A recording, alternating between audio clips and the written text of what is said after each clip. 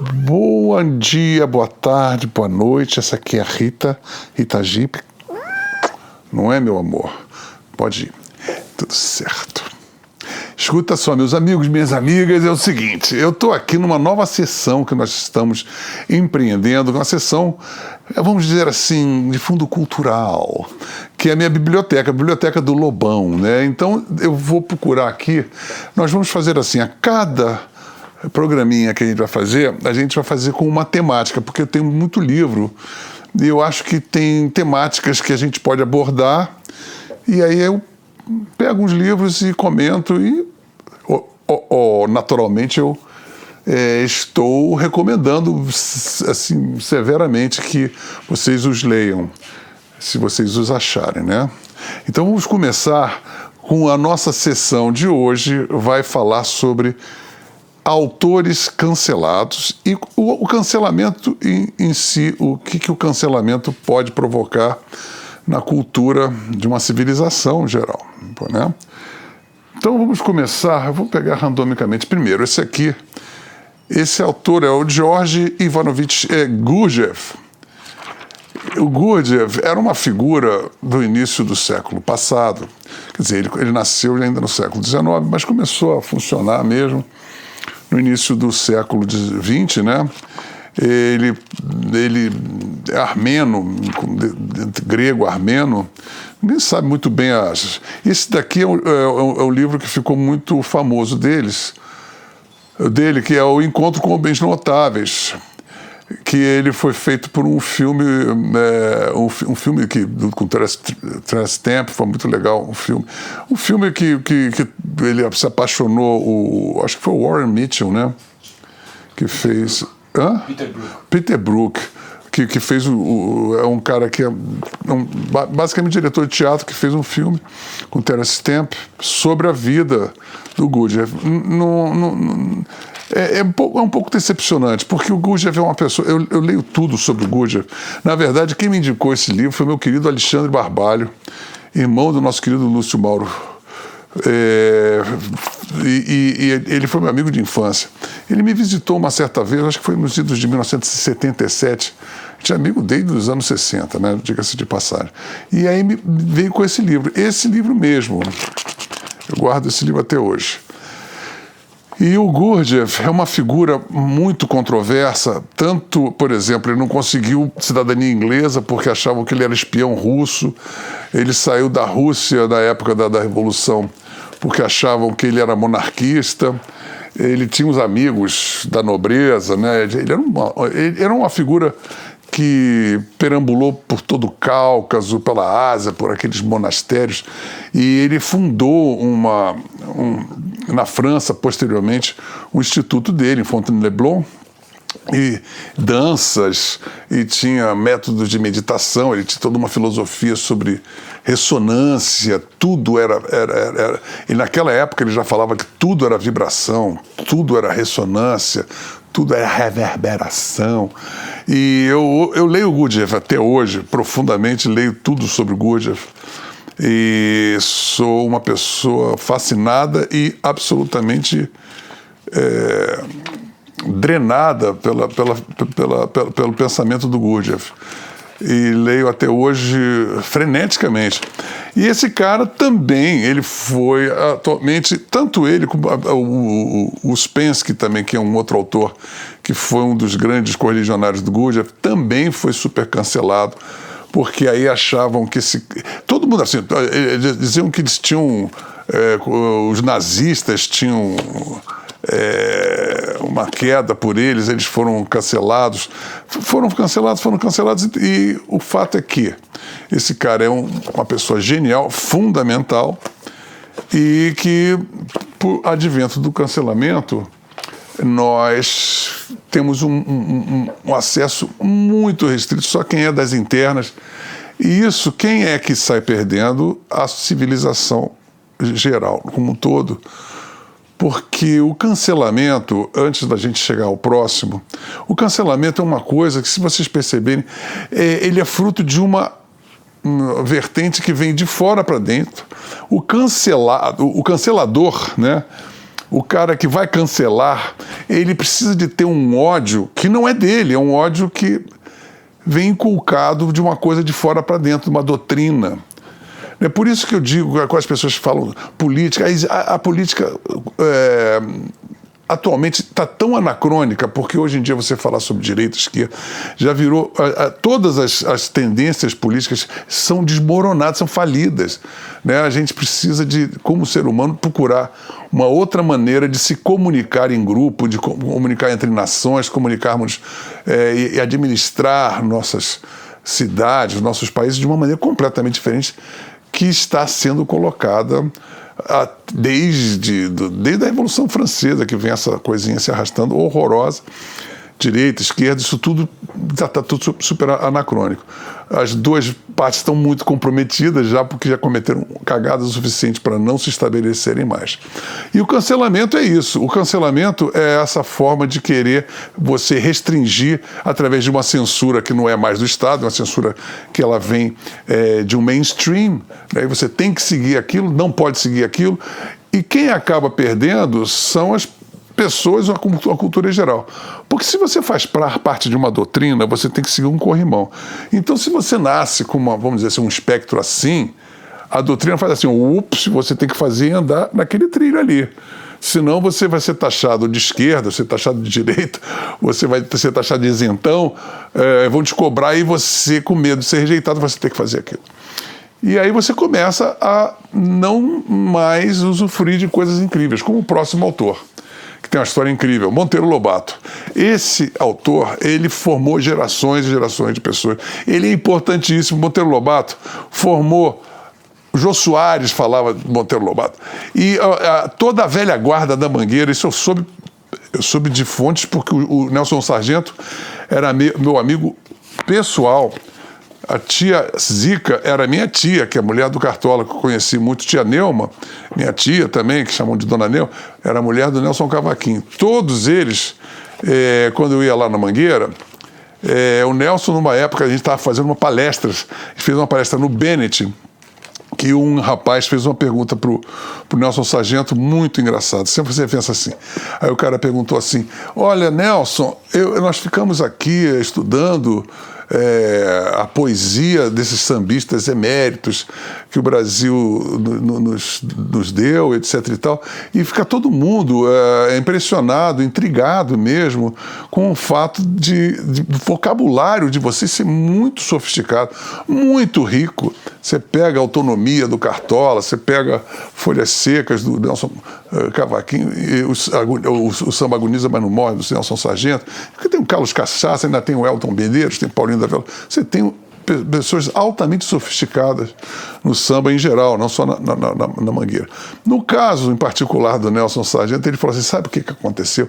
Uma certa vez, ainda há muito tempo atrás, Cartola ganhou uma grana e foi num sebo e conseguiu adquirir a coleção infantil do Monteiro Lobato, que, por sinal, essa daqui é o número 1, Reinações de Narizinho, que eu também já li muito. Eu reli, treli, Monteiro Lobato. E aí ele falou, nosso vocabulário floresceu exclusivamente porque ele só tinha esse livro. Então eles liam, treliam, a matemática de Emília, a gramática de Emília, o Minotauro, os 12 trabalhos de Hércules, enfim, Peter Pan, tudo do Reinações de Narizinho. Eu li esse daqui quando eu comprei o Tales from Topographic Ocean, porque aqui passa tudo no fundo do rio. E esse disco do IES passava no fundo do mar, eu achava que tudo era muito parecido. Eu já era marmanjo, nessa época eu já tinha 14, 15 anos, eu já me considerava um cara, já lia Nietzsche, mas voltei a ler Reinações de Narizinho já num flashback maravilhoso. Então o que acontece? Eu pessoalmente, né, isso você vê, Cartola, Nelson Cavaquinho, Nelson Sargento, Carlos Cachaça, todos esses caras leram Monteiro Lobato. Monteiro Lobato foi cancelado primeiro nos anos 80 por causa do pó de pilim-pim-pim. Rolava muita cocaína, começou a ter essa coisa da cocaína ser um negócio, sacaram que pó de pilim-pim-pim.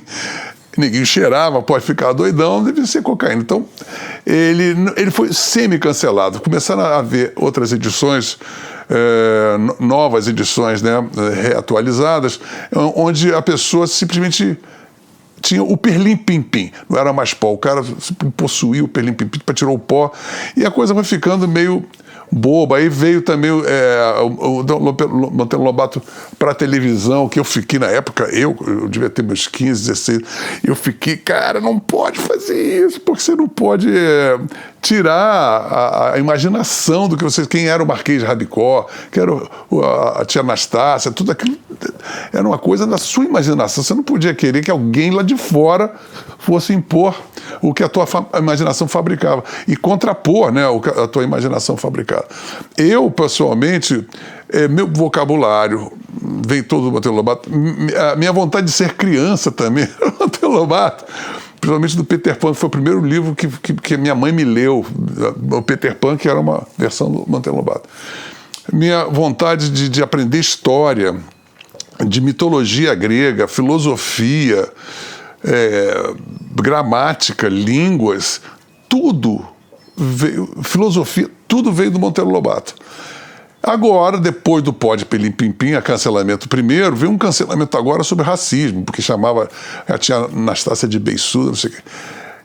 Eu percebo o seguinte, com toda certeza, a civilização brasileira se tornou muito mais próxima da miserabilidade sem a presença diária e constante na vida, principalmente da criança, né? Porque a obra infantil do Monteiro Lobato deveria ser colocada integralmente e as pessoas deveriam aprender, sim, ao invés de cancelar, começar a relativizar as épocas, saber qual foi o contexto que aquilo foi escrito, aproveitar, sorver aquilo que é precioso e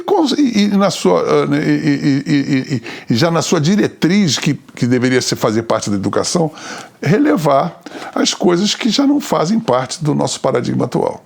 Então, Monteiro Lobato deveria ser ressuscitado.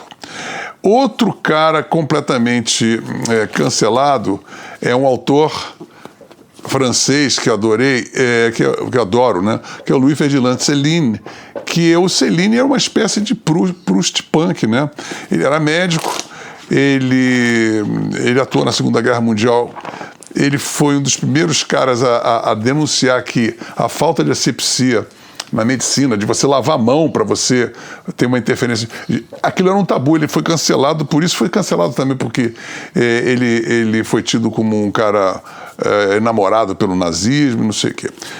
O que importa é que ele é um grande escritor, foi um ser humano maravilhoso, porque ele foi um dos médicos que começou a cuidar especificamente dos pobres.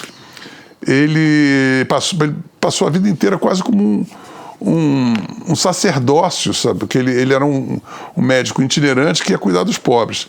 E um grande escritor. E esse livro, especificamente Viagem ao Fim da Noite, é um livro maravilhoso. Tem o Philip Roth, que é um puta de um escritor americano, ele fala assim: na França, meu Proust é Céline. Mesmo se seu antissemitismo o torna um ser abjeto, intolerável, trata-se de um grande escritor. Para lê-lo, porém, devo deixar em suspenso minha consciência judaica, porque o cara era judeu.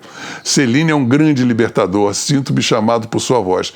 Isso é uma atitude que só vai enriquecer a pessoa e quem justamente consegue viver dessa maneira. É assim que a gente começa a enriquecer os nossos horizontes. Outro cara que foi canceladíssimo, sofreu muito por sua opção sexual, foi o Walt Whitman.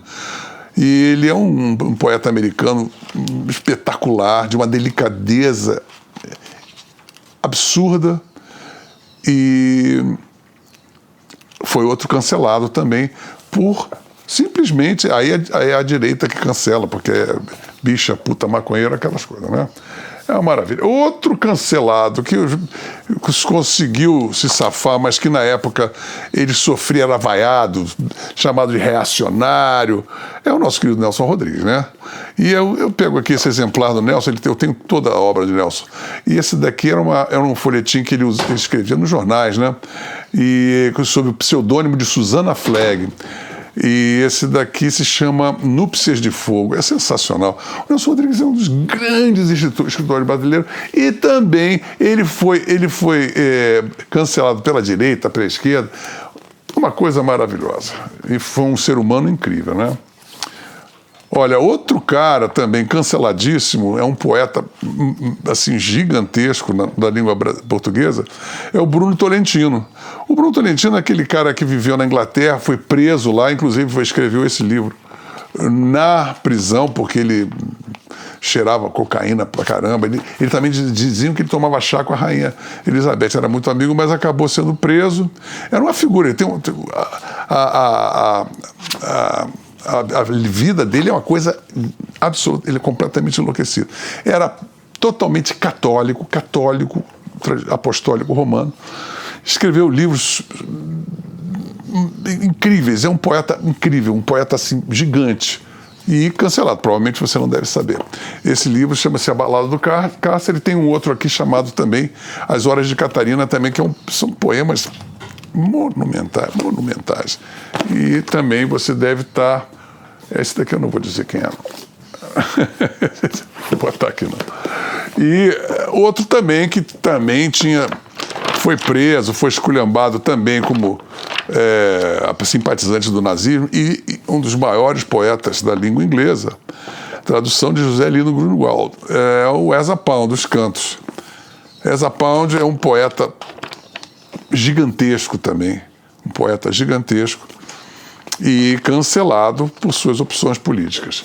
E esse é o tema principal da nossa... Você vê quantos livros de quantas pessoas, livros assim, e desses aqui é uma amostra mínima, né, do que tem por aí. Tanto no livro, como no cinema, como na música, como no teatro, em tudo que é lugar. O cancelamento é uma bosta. O cancelamento é uma coisa que só diminui, achata, aplana, esvazia. Você fica oco, raso, chato, aplanado. Então, o cancelamento... Bom, basta você olhar ao redor no dia a dia e você vê os efeitos desse cancelamento no palavreado, na manifestação das pessoas, no que as pessoas vêm se tornando, o nível de atenção que as pessoas acabam não tendo, a própria falta de foco, tudo isso, porque você não vai consumindo coisas fundamentais para a sua formação mental, intelectual, espiritual, moral, né, filosófica. Você vai virando um amputado, um ser muito menor do que você mereceria ser. Você, cancelador. Presta atenção nisso aí, rapaz. Vai tomar vergonha nessa cara. Tchau. Até a próxima.